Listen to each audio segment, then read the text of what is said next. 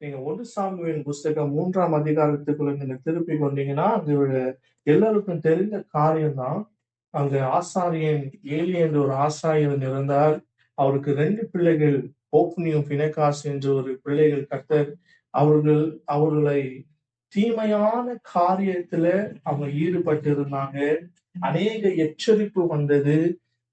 Eli என்று high பிரீஸ்டா இருந்தும் அவர் ஒரு நாளும் அவங்களுடைய பிள்ளைகளை கடினமாக சீர்திருத்தாமல் போனது காரணத்தின் நிமித்தம் God was waiting for somebody whom he can speak to. பாருங்க, அழகாக ஒரு சிறிய வாலிபன் தான் சாமுவேல் என்ற சிறிய வாலிபன் ஏலிக்கு பணிவிடை செய்கிறவனாய் இருந்தாலும் he was waiting for that vessel to be prepared. அந்த பாத்திரமானது கர்த்தருடைய சத்தத்தை கேட்க வேண்டும் என்று God was pruning Samuel.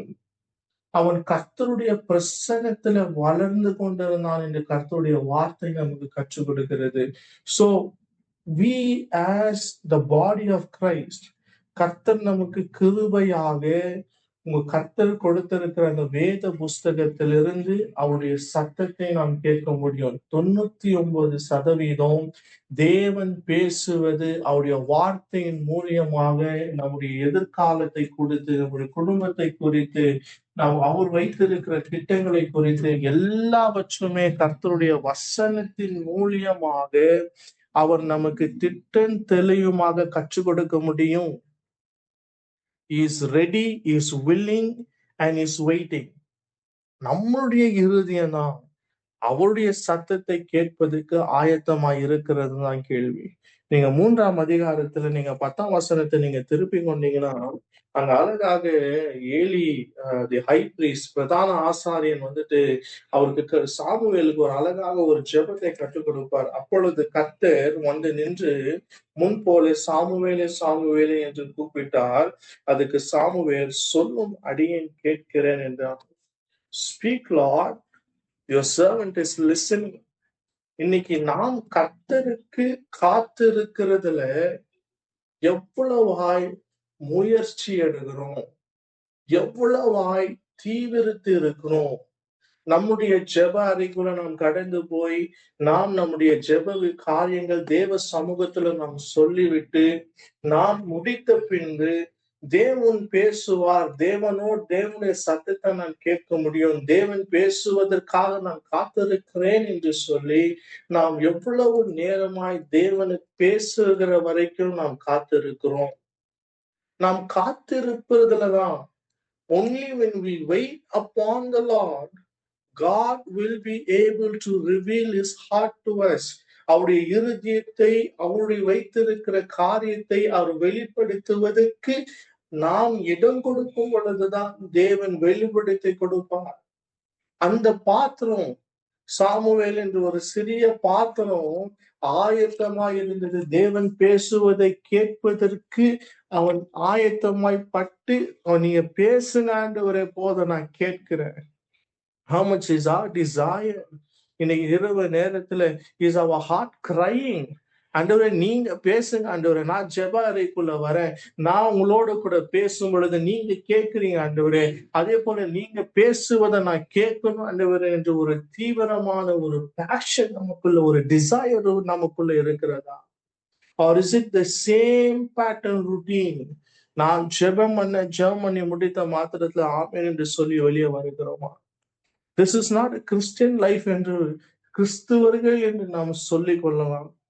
ஆனால் கிறிஸ்துவர்கள் கிறிஸ்துவோடு கூட இணையாமல் இருந்தோம்னா we cannot give a fruit life.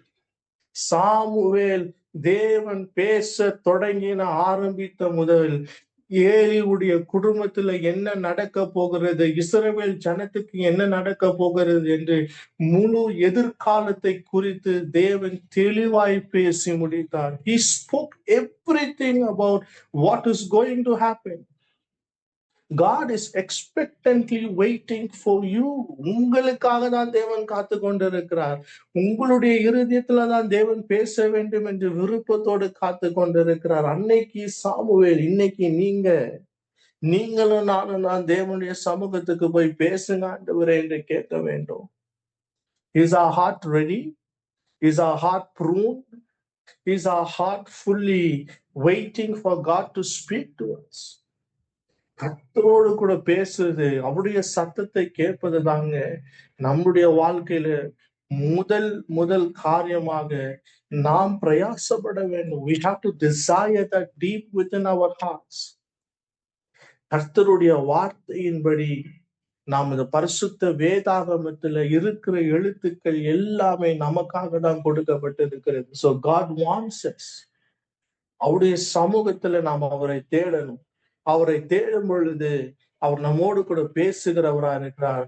அவர் பேசுகிறது மாத்திரமல்ல, அவர் பேசி முடித்த பின்பு அவர் நமக்கு சில காரியங்களை சொல்லுவார், என்ன செய்ய வேண்டும் என்று. அதை செய்வதற்கு தேவன் நமக்கு கிருபை கொடுப்பார். ஹல்லேலூயா. இன்னைக்கு ஏன் நம்முடைய காரியங்கள், நம்முடைய இருதயம் பக்குவிக்க விடாமல் இருக்கிறதுனா, our hearts are very hardened. நம்முடைய இருதயம் கடினப்பட்டு இருக்கிறது. அந்த இருதய கடினத்தினாலதான் தேவன் பேசும் போதெல்லாம் நாம் இருதயத்தை கடினப்படுத்தி we're neglecting God's words. கர்த்தருடைய சத்தத்தை நாம் கேட்காமல் நாம் துணிகரமாக we oversee, we ignore. நீங்க பரிசுத்த வேதாகமத்துல எபிரேயருக்கு புஸ்தகம் 3ஆம் அதிகாரத்தை நீங்க வாசிச்சீங்கன்னா, அங்க அநேக இடத்துல பரிசுத்த ஆவியானவரை பற்றி பரிசுத்த ஆவியானவர் சொல்லுவார், இன்னைக்கு கர்த்தர் உங்களோடு கூட பேசுறவராக இருந்தா நீங்க தயவு செய்து உங்க இருதயத்தை நீங்க கடினப்படுத்திக் கொள்ளாதீங்க. Don't harden your hearts. The more that you harden your hearts, the more God will not be able to speak to you. But God is willing. அவருடைய இறுதி எல்லாமே தெரியுமா? ஏன் மகள் நான் அவளோடு கூட பேசணும், நான் அவளோடு கூட உறவாடணும், அவளோடு கூட இருக்கணும், அவளோடு கூட நான் நடக்கணும், நான் அவருடைய குடும்பத்தை நடக்கணும், அவரை கையை பிடிச்சு நான் கொண்டு போகணும். He's willing. He's passionate inside and his fire is burning. So இரவு நேரத்துல சத்தத்தை கேட்டுக்கொண்டு இருக்கிறீங்க, just don't miss God. நீங்க எது வேணா நீங்க மிஸ் பண்ணிடலாம், but don't miss God in your life. Just imagine பண்ணி பாருங்க, அன்னைக்கு சாமுவேல் என்று ஒரு சிறிய பையன் மாத்திரம் இல்லாமல் போயிருந்தான். Today you are not God. தாவீதை அபிஷேகம் பண்ணியிருக்க முடியாது. He was just a vessel. ஒரே ஒரு பாத்திரம், தேவனுக்காக பயன்படுத்தக்கூடிய ஒரு பாத்திரமாக. He was just there to stand for God. தேவன் பேசுகிறதை அதை கேட்டு ஜனங்களுக்கு அப்படியே சொல்லுவதுதான். So today God is speaking to us. உங்களுடைய வாழ்க்கையில தேவன் செய்வது ரொம்ப பெரிதான காரியமா இருக்கிறது. Your eyes cannot hear, your ears you cannot hear it, but your heart cannot imagine what God has prepared for you and for me. அந்த பரிபூரணத்துக்குள்ள நாம் கடந்து போக வேண்டும் என்றால் there is a process. ஒவ்வொரு நாளும் நான் தேவனை எப்ப பார்த்தேன், ஞாயிற்றுக்கிழமை மாத்திரம் இல்ல, ஒவ்வொரு நாளும் தேவனை தேடணும், ஒவ்வொரு நாளும் தேவனுடைய சமூகத்தை எதிர்பார்க்கணும். அதனாலதான் நமக்கு பரிசுத்த வேதாகமத்துல கற்றுக் கொடுக்கிற மிக முக்கியமான காரியம் என்ன தெரியுமா? சங்கீதங்களின் புஸ்தகம் 1ஆம் சங்கீதம் 2ஆம் வசனத்தை நமக்கு அழகாக சங்கீதக்காக எழுதி கொடுத்திருப்பாரு. நான் உடைய வேதத்தில் நான் பிரியமாய் கொண்டு அதுல இரவும் பகலும் நான் தியானித்துக் கொண்டிருப்பேன். I will meditate on God's word. அப்போ கர்த்தரோடு கூட கர்த்தருடைய சத்தத்தை எப்பொழுதும் நான் கேட்டுக்கொண்டே இருக்கணும். How can I prune my mind? How can I prune my heart? என் இருதயத்தை நான் எப்படி ஆயத்தப்படுத்திக் கொள்ளணும்? எப்படி நான் கர்த்தருடைய சத்தத்தை கேட்பதற்கு how can I do? Very simple. உங்க இருதயத்தை நீங்க திறந்து கொடுத்தால் போதும். If you open your heart, God will speak to his word. நீங்க வெளிப்படுத்தல் எழுதின புஸ்தகம் 3ஆம் அதிகாரம் 20ஆம் வசனத்துல நீங்க பார்க்கலாம். அவர் வாசல் அண்டை கொண்டு நின்று அவர் தட்டி கொண்டிருக்கிறார். He is standing at the door of your heart and he is knocking at your door. நீங்கள் இருதயத்தை திறந்து கொடுத்தா போதும், அவர் உள்ள வருவார். He will come, he will dine with you. அவருடைய இருதயத்தில் இருக்கிற காரியத்தை அவர் வெளிப்படுத்தி கொடுத்த ஆசைப்படுது. அவருடைய இருதயத்தில் இருக்கிற விருப்பத்தை உங்களுக்கு தெரியப்படுத்தணும்னு ஆசைப்படுகிறார். He is willing. Is our heart ready to hear God? அன்னைக்கு இஸ்ரவேல் ஜனங்களோடு கூட தேவன் பேச வேண்டும் என்று மோசேக்கு சொல்லுவார், பா ஜனங்களை ஆயத்தப்படுத்த நான் வரப்போகிறேன், சீனா மலையில I'm going to reveal myself. I'm going to come down on the mountain. 3ஆம் நாளில் தேவன் அக்கினியா இறங்கி வந்தாருங்க. But the people got scared. அவங்க பயந்து பின்னாடி போக ஆரம்பிச்சாங்க. எதுக்கு தெரியுமா? They could not able to stand the God, the awesome God. தேவன் பேசுறாரு, இடிமுழக்கம் சத்தம் எரிந்து கொண்டே இருக்கிறது. There is a sound of the horn, the sound of thunder. தேவன் பேசுறாரு, மோசேக்கு கேட்க முடிந்தது. மோசே பேசுறாரு, தேவன் பதில் கொடுக்கிறார். How was Moses tuned to God's voice? Because he had a constant fellowship with God. இன்னைக்கு நாம் நம்முடைய தனிப்பட்ட வாழ்க்கையில தேவனோடு கூட ஒவ்வொரு நாளும் நடக்கிற அனுபவத்துக்குள்ள நாம் பிரயாசப்பட வேண்டும். We have to put our knees down.